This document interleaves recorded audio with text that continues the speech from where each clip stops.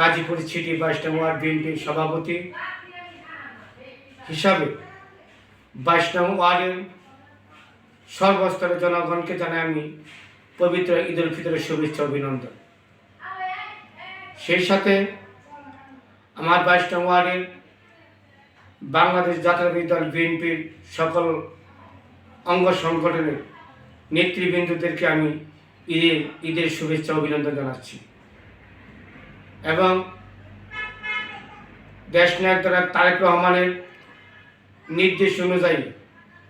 আমরা বিএনপির সকল নেতৃবৃন্দ, সকল অঙ্গ সংগঠনের নেতৃবৃন্দ যেন স্বচ্ছ সৎভাবে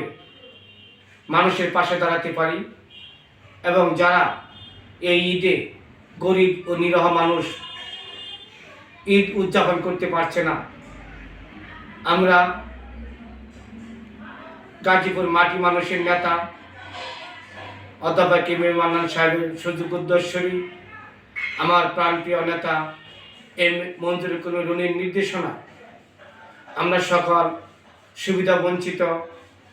হত দরিদ্র মানুষের পাশে দাঁড়িয়ে তাদেরকে ঈদ উদযাপন করার জন্য সহযোগিতা করি এবং বিএনপির সকল অঙ্গ সংগঠন যেন আমরা